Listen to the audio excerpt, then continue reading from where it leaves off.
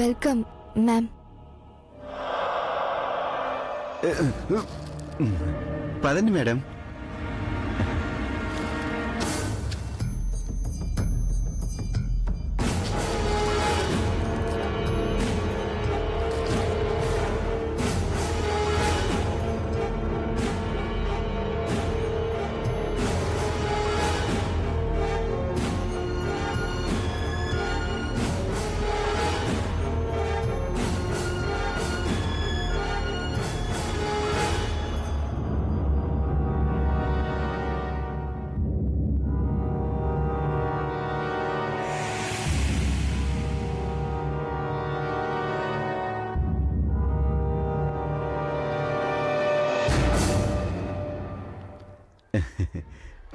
ఇంతవరకు ఆ సర్ప్రైజ్ ఏంటో చెప్పనే లేదు.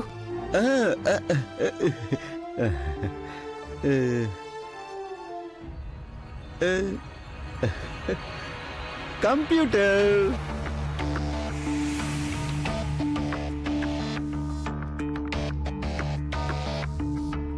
కంప్యూటరా? దీనిని అర్చనా మేడం గారు ఆవిష్కరించాలని మిమ్మల్ని ఆహ్వానించాను. ఇదే నా సర్ప్రైజ్. ఇది చాలా ఖరీదైన సిస్టంలా ఉంది కామేశ్వర్ గారు. మరి ఇది ఇక్కడికి ఎలా వచ్చింది? స్కూల్ కి బహుమానంగా వచ్చింది. బహుమానంగానా? ఎంతో ఖరీదైన కంప్యూటర్ని బహుమానంగా ఇచ్చేవాళ్ళు ఈ ఊళ్ళో ఎవరున్నారు? ఇక్కడ ఉన్న వాళ్ళలోనే ఒకళ్ళు మేడం. ఇక్కడున్న వాళ్లలో ఒకళ్ళు అంటే? ఇక్కడ మన స్కూల్లో కొత్తగా జాయిన్ అయిన టీచర్ ఉన్నారు కదా, వల్లి. ఆ టీచర్ ఇచ్చిన బహుమానమే ఇది.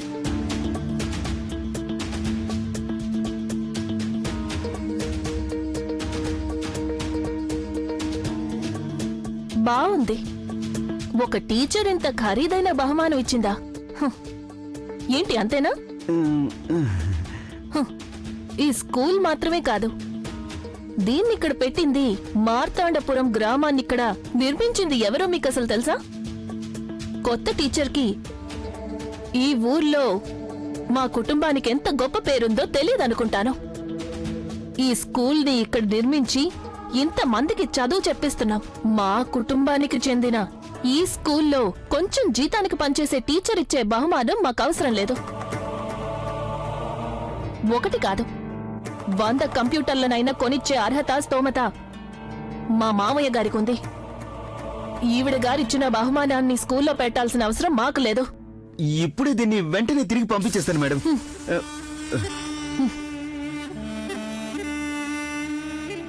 మన స్కూల్లో పనిచేసే ఈ టీచర్ ఇచ్చే బహుమానం మనకు అవసరం లేదని చెప్పండి కామేశ్వర్ గారు. మేడం,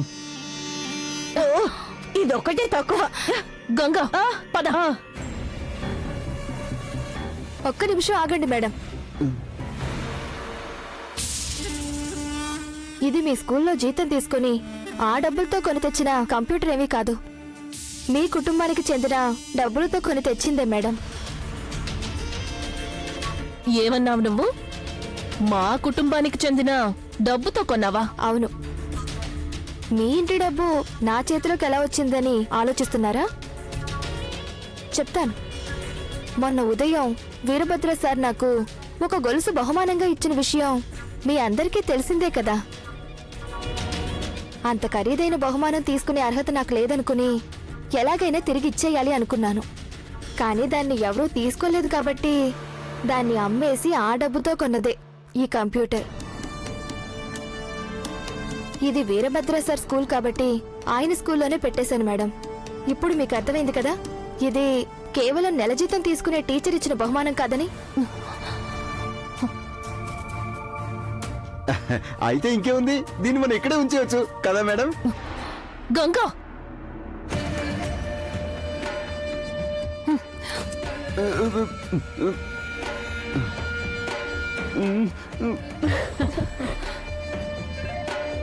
బాగా అయింది.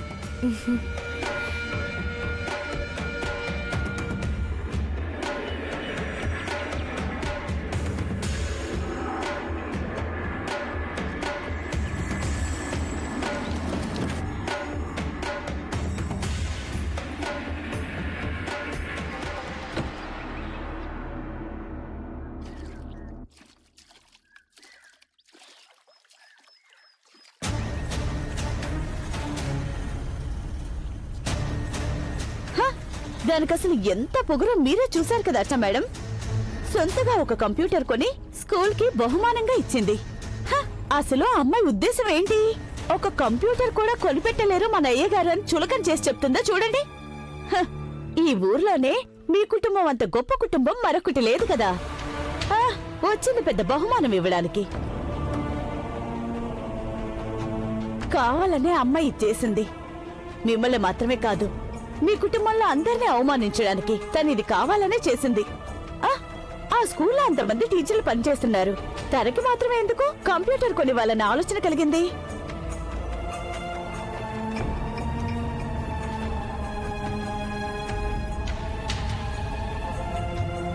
అసలు తనకింత ధైర్యం వచ్చింది అంటే తన వెనక ఇంకా ఎవరో ఉన్నారన్న అనుమానం నాకు కలుగుతుంది.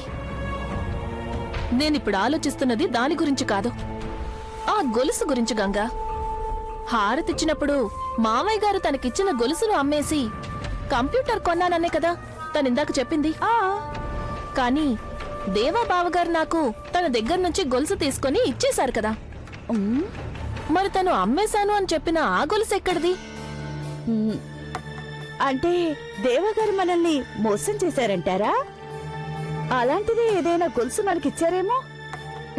కాదు, మనకి ఇచ్చింది ఖచ్చితంగా అదే గొలుసు. అందులో నాకే అనుమానం లేదు. అలాగైతే దేవా సార్ ఆ స్కూల్ టీచర్ కి వేరే గొలుసు ఏదైనా కొనిచ్చి ఆ గొలుసు తిరిగి తీసుకొని ఉండొచ్చు కదా. అంటే అలా కూడా చేయొచ్చు కదా. బహుమానంగా ఇచ్చింది కదా, ఏ గొలుసు అయితే ఏంటని టీచర్ కూడా తీసుకొని ఉండొచ్చు. నాకైతే అలాగే అనిపిస్తోంది. ఇటువంటి ఆలోచనలన్నీ అలాంటి వాళ్ళకే వస్తాయి తెలుసా మేడం. వేరే గొలుసు నా టీచర్కి కొనివ్వడానికి అసలు దేవా బావగారికి అంత డబ్బు ఎక్కడి నుంచి వచ్చుంటుంది? అంత పెద్ద గొలుసు కొనడానికి కొంచెం డబ్బులైతే సరిపోవు కదా. అది తెలుసుకోవడం నీ కష్టం కాదు.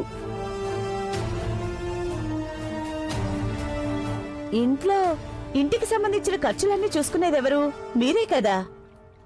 ఎంత డబ్బు ఎక్కడి నుంచి ఖర్చు అవుతుంది ఏంటి అని తెలుసుకోవడం మీకు అంత కష్టమేం కాదు కదా మేడం.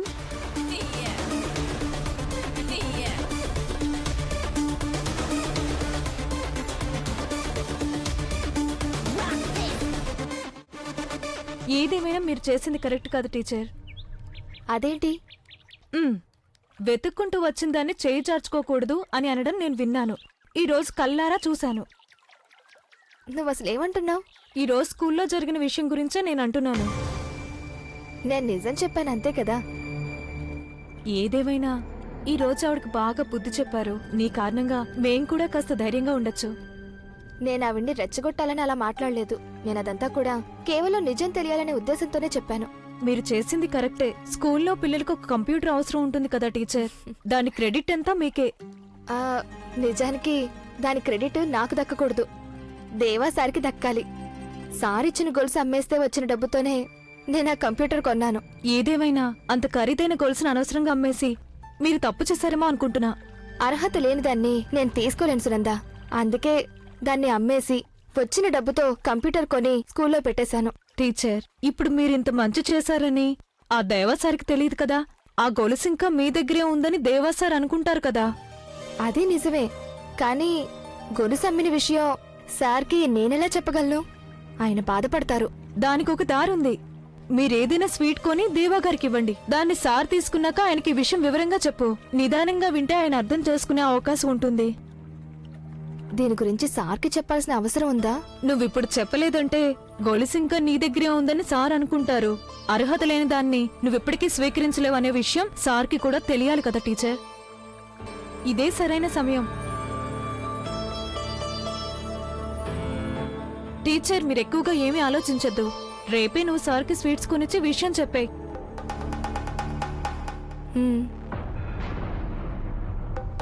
అయ్యో, ఆవిడ ఎదురుగా వస్తే అంతే గోవిందా.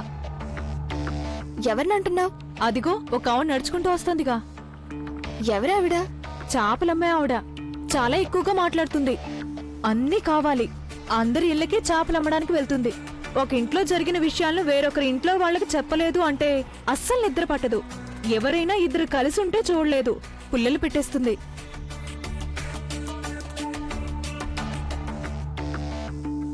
ఏంటి టీచర్ అమ్మగారు, మిమ్మల్ని చూసి చాలా రోజులైంది. ఈ మధ్య నా దగ్గర మీరు చేపలు కొనకూడదు అనుకున్నారా? అదేంటి నువ్వు అలా అడుగుతున్నావు? మరి 3 రోజుల నుండి నేను మీ ఇంటికి వచ్చి వెళ్తున్నాను. ఎప్పుడు అడిగినా చేపలు వద్దు అని చెప్తూనే ఉన్నారు. ఇంకెక్కడైనా కొంటున్నారేమో అని నా అనుమానం. అయ్యో అటువంటిదేమీ లేదు. కొన్ని రోజులు మేము వ్రతం చేస్తున్నాము, అందుకే వద్దు. ఓ అదా విషయం. మీరు నా దగ్గర చేపలెందుకు కొనడం లేదా అని అనుకున్నాను. నా దగ్గర చేపలు కొంటేనే నేను నా కుటుంబం కాస్త గంజినీళ్లు తాగే అవకాశం ఉంటుంది. అన్నట్టు నేను అడగడం మర్చిపోయాను, ఈవిడెవరు కొత్తగా ఉన్నారు? ఈవిడ మా స్కూల్కి వచ్చిన కొత్త టీచర్. ఆ కొత్తగా వచ్చిన టీచరా? మంచిదమ్మా. ఇల్లు ఎక్కడా? ఇక్కడి నుంచి కొంచెం దూరమే. అద్దెకి ఇల్లు తీసుకుని ఉంటున్నాం. అదెక్కడా? ఆ, చెరువు గట్టున. ఆ నాకు అర్థమయ్యింది, తెలిసింది. మొన్నొక రోజు లారీలో ఇంటి సామాన్లు వచ్చినప్పుడే ఎవరో వచ్చారు అనుకున్నాను. కొత్తగా వచ్చిన వాళ్ళను పరిచయం చేసుకోవాలి అనుకున్నాను. ఒకసారి నేను మీ ఇంటికి వస్తాను. చేపలు కొనాలి. మంచి చేపలు నమ్ముతాను, ధర కూడా తక్కువే. అలాగే. ఇంతకీ మీ పేరేంటమ్మా? వల్లి. వల్లి, చాలా మంచి పేరు. పెళ్ళయిందా? ఇక చాలు, ఇప్పటికే ఆలస్యమైంది. పదండి టీచర్, రండి. ఉహు. మాట్లాడడం మొదలు పెడితే మన బుర్ర తినేస్తుంది పూర్తిగా. ఎప్పుడు కనిపించినా ఏదో ఒక విషయం గురించి చెప్తూనే ఉంటుంది. ఆ కామేశ్వర్ మాస్టరే దీని అంతటికీ కారణం. కంప్యూటర్ స్విచ్ ఆన్ చేయడానికి అర్చనా మేడంని పిలవాల్సిన అవసరం ఏమొచ్చింది అసలు? పైగా నేను కంప్యూటర్ కొన్నాను అనగానే అతని ముఖం మారిపోయింది. ఆయనకి నీ మీద కోపం రావడానికి నువ్వేం తప్పు చేయలేదు కదా, మంచి పనే కదా చేసావు. ఆ విషయం మనకు తెలిసిన అన్నా, వాళ్ళు దాన్ని వేరే విధంగా అర్థం చేసుకుంటున్నారు. అంత పెద్ద స్కూల్ నడుపుతున్న వాళ్ళకి ఒక కంప్యూటర్ కొనడం రాదా అని అడిగారు. నేనేం చెప్పాలి? ఒక టీచర్ దాన్ని కొని ఎందుకు గిఫ్ట్ ఇచ్చిందని వాళ్ళ కోపం. అందులోనూ నేనంటే నచ్చను. ఆవిడికి నాకు పాత గొడవలు, కక్షలు, కోపాలు ఏమైనా ఉన్నాయా ఏంటి? ఆవిడకి నీ మీద ఎందుకు కోపం ఉందో నాకు తెలుసు. ఆ రోజు జరిగిన దాని గురించి ఇంతవరకు మర్చిపోలేదు. ఆవిడెప్పుడూ అందర్నీ అవమానించే విధంగా మాట్లాడుతూ ఉంటుంది. నేను మిగతా వాళ్ళలాగా విని ఊరుకునేదాన్ని కాదుగా. నేను తప్పు చేయకుండా ఎవరేమన్నా ఊరుకునేదాన్ని కాదు కదమ్మా. అది ఆవిడ సహించలేకపోతోంది. చాలా కోపం వచ్చేసింది ఆవిడికి నా మీద. నేను గట్టిగానే సమాధానం చెప్పాను. ఇలా చేస్తే ఆవిడకి నీ మీద కోపం ఎక్కువ అవుతుందమ్మా. ఇదంతా అవసరమా? నువ్వు ఉద్యోగం మానేయచ్చు కదమ్మా. ఆవిడ ప్రవర్తించే విధానం నాకు అస్సలు నచ్చలేదు. ఇదసలు మంచి మనుషుల లక్షణం కాదు. నేను నీకు ముందే చెప్పానుగా సమస్యలు రాకుండా చూసుకోమని. ఈ గొడవలన్నిటికీ కారణం నేనా? లేకపోతే నీకు ఉద్యోగం చేయాల్సిన అవసరం ఏముంది? ఆవిడ నన్ను ఎన్ని మాటలన్నా నేను విని ఊరుకోవాలా? ఇదెక్కడ న్యాయమమ్మా? ఆవిడికి ఎదురు మాట్లాడి అనవసరంగా మన సమస్యల్ని కష్టాల్ని ఎందుకు తెచ్చిపెట్టుకోవటం? మౌనంగా ఉండడమే మనకు మంచిది. ఏదేవైనా ఆ గొలుసు ఇప్పుడు మన దగ్గర లేదు కదా, అందుకే నాకు హాయిగా ఉంది. అంతటితో అయిపోయిందని మీరు అనుకుంటున్నారు, కానీ ఇంకా ఎన్ని సమస్యలు వస్తాయని నేను భయపడుతున్నాను.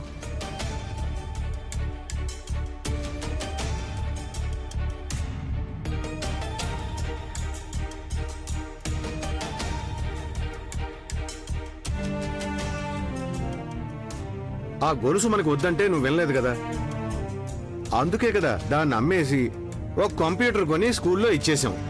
ఇంకేంటి సమస్య? గొలుసు అమ్మేసి కంప్యూటర్ కొనిచ్చామని మనకే తెలుసు. గొలుసు ఇప్పుడు మన దగ్గర లేదని ఆ గొలుసు ఇచ్చిన దేవాసారికి కూడా ఈ విషయం తెలిస్తే మనకి మంచిది కదా నాన్న. అది సరే, ఆ గొలుసుకు బదులుగా ఇంకో గొలుసు తీసుకోవాలని ఇక్కడికి వస్తే ఏం చేద్దాం? నాకు సునంద టీచర్ ఒక విషయం చెప్పింది. దాని గురించి నేను ఆలోచించాను. జరిగిందంతా దేవాసారికి మనం చెప్పేయడం మంచిదమ్మా. ఇంకెవరి ద్వారా తెలిసే కంటే మనం స్వయంగా చెప్తే బాగుంటుంది కదా, అందుకే చెప్దాం అనుకుంటున్నాను. నువ్వు వెళ్ళి అతనికి విషయం చెప్తావా? ఆడపిల్లవి అతనితో నీకు మాట్లాడేంటి? అదేమీ వద్దు. తను చెప్పేది కరెక్ట్ అని నాకు అనిపిస్తోంది. దేవగారికి దీని గురించి మనమే ముందు చెప్పడం మంచిది, లేకపోతే ఇంకెవరి ద్వారా అయినా తెలుస్తుంది. తెలిస్తే ఏమవుతుంది? స్కూల్లో కంప్యూటర్ పెట్టిందనే కారణంగా అర్చన గారికి ఇప్పుడు మన వల్లి మీద ఇంకా కోపం ఎక్కువైంది. ఇంటికెళ్ళాక వీరభద్రసారికి లేనిపోనివని చెప్పి సమస్య తీసుకురావాలని అర్చన అనుకుంటూ ఉంటుంది. దేవగారు మాత్రమే రక్షిస్తారు. ఆయనిచ్చిన గొలుసునే కదా మనం అమ్మేశాం. అందుకని దేవసారికి అన్ని విషయాలు చెప్పేయడం మనకి మంచిది. కానీ ఇవన్నీ లేనిపోని సమస్యలు అనిపిస్తోందండి. అయినా మీ తండ్రి కూతుళ్ళకి ఎలా కనిపిస్తే అలాగే చెయ్యండి. నేనేదైనా చెప్తే అది వినడానికి ఇంట్లో ఎవరున్నారని. ఏం జరిగినా అనుభవించాలి కదా. ఆ, ఆ,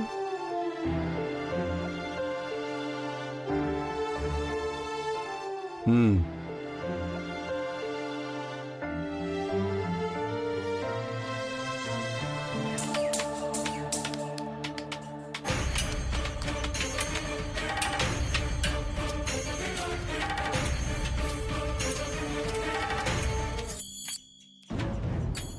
అక్కడే ఆగు. ఎవరి కోసం నువ్వు ఇక్కడికి వచ్చావు? నేను ఆ, నేను ఎంత ధైర్యం ఉంటే నువ్వు ఇక్కడికి వస్తావు? ఆ, ఎవరు నువ్వు? నేను ఈ ఊరికి కొత్తగా వచ్చిన టీచర్ని. ఓహో, టీచర్ అంటున్నావు. మరి ఇక్కడ నేను ఈ గేటుకి బోర్డు పెట్టాను, చదవలేదా నువ్వు? ఎంతో స్పష్టంగా రాసింది చూడు, ఆడవాళ్ళకు ప్రవేశం లేదని. అయ్యో సారీ, నేనది గమనించలేదు. ఇక్కడ ఆడవాళ్లకు ప్రవేశం లేదు. ఇది స్కూల్ కాదు కదా, అయినా ఇక్కడికి ఎందుకు వచ్చినట్టు? అయ్యో ఇప్పుడు మీరు నా మీద కోప్పడ్డానికి నేనే తప్పు చేయలేదు కదా. టీచర్ క్లాస్ చెప్పేటప్పుడు నేను పర్మిషన్ లేకుండా క్లాస్ లోపలికి వచ్చేసానంటే అప్పుడు మీరేం చేస్తారు? మీకు కోపం వస్తుంది కదా, అందుకే నాకు వచ్చింది. ఇక్కడ దీన్ని రాసి పెట్టింది ఊరికే చదవడానికి కాదు, ఆడవాళ్ళు చుట్టుపక్కల ఎక్కడా కనిపించకూడదు. ఆడవాళ్ళు చుట్టుపక్కలకు రాకుండా ఉండడానికి మేమేమైనా తప్పు చేశామా? మా వల్ల మీకు ఎటువంటి ద్రోహం జరగలేదు కదా. ద్రోహం చేయడం కాదు, మీరు ఇటువైపు వస్తే మా శిష్యులందరి మనసు మీ వైపు మళ్ళుతుంది. బ్రహ్మచారి అయిన ఆంజనేయుడి భక్తులం మేము. ఆ ఆంజనేయుడిలాగా జీవితాంతం బ్రహ్మచారిగానే ఉండిపోతామని ప్రమాణం చేశాం. వాళ్ళ మనసు మారే విధంగా జరిగే ఏ పనిని కూడా నేను అనుమతించను. ఇదేంటి, ఎప్పుడూ లేని మన ఆశ్రమానికి ఆడపిల్ల వచ్చింది?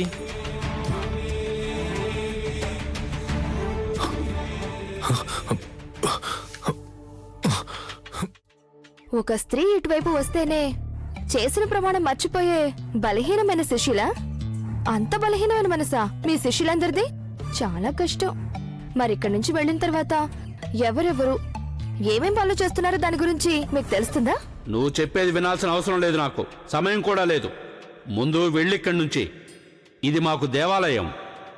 ఇప్పుడు నువ్వు ఇక్కడ అడుగుపెట్టి దీనిని మైలపరిచావు. పూజ చేసి దీన్ని శుద్ధి చేసుకోవాలి.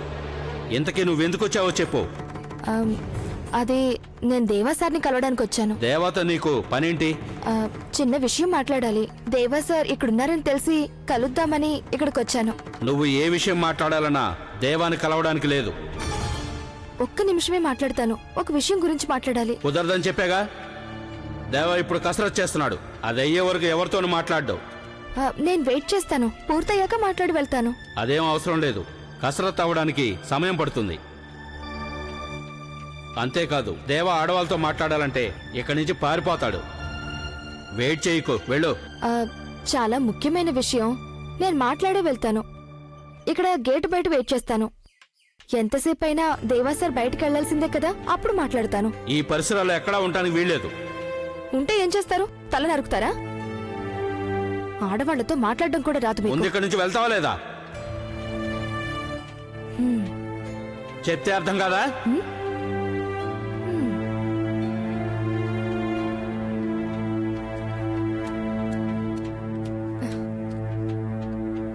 నేను ఇక్కడే ఉంటే దానివల్ల మీ శిష్యుల మనసు మారుతుంది అంటే నా తప్పే ఉంది. ఓ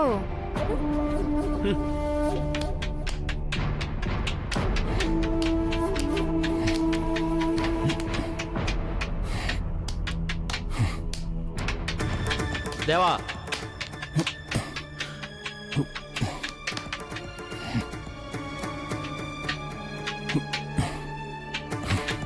ఆపు.